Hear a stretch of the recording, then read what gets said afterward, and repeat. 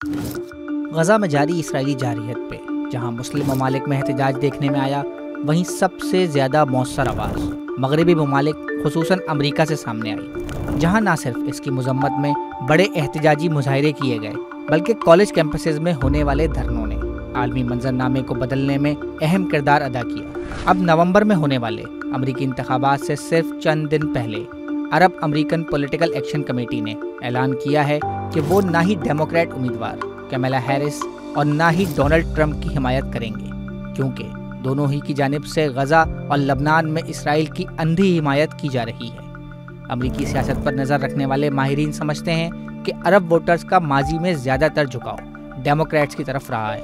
ایسے میں جہاں ڈونلڈ ٹرمپ اور کیملا ہیرس کے درمیان سخت مقابلے کی توقع ہے، اس بات کے خدشات ہیں کہ اس اعلان کا زیادہ نقصان کیملا ہیرس کو ہوگا۔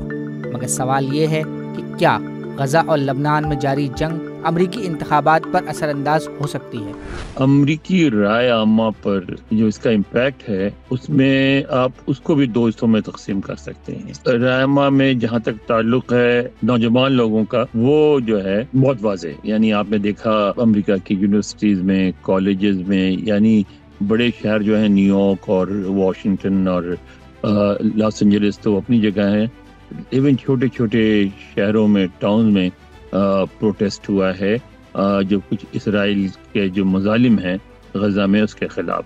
لیکن ساتھ ہی یہ بھی ہے کہ جو ووٹرز ہیں ان کا جو بھی ان پہ امپیکٹ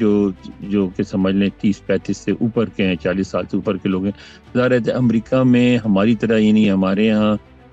نوجوان ووٹوں کی تعداد بہت زیادہ ہے، لیکن امریکہ میں چونکہ لوگوں کی عمریں بہت لمبی ہوتی ہیں تو یہاں ایجڈ ووٹرز کی تعداد زیادہ ہوتی ہے، تو وہ ابھی جو وہ نسل ہے وہ ابھی بہت اسٹرانگلی پرو اسرائیل ہے، اور اسی وجہ سے آپ کو امریکہ میں کوئی واضح پالیسی گائیڈ لائنز نظر نہیں آ رہی ہیں، کوئی حکومت کوئی اس طرح کے واضح اقدامات نہیں کر رہی ہے جس سے جنگ کو روکا جا سکے یا اس کو اسرائیل کے خلاف یا اسرائیل کے فیور میں موڑا جا سکے، کیونکہ ان کو یہ سوٹ کرتا ہے کہ یہ جو وقت ہے وہ کسی طرح اس طرح جو پنجابی میں کہتے ہیں نیمے ہو کے گزار دیں۔ مزید نیوز اپ ڈیٹس اور ڈیجیٹل سٹوریز کے لیے سبسکرائب کریں ڈان نیوز پاکستان۔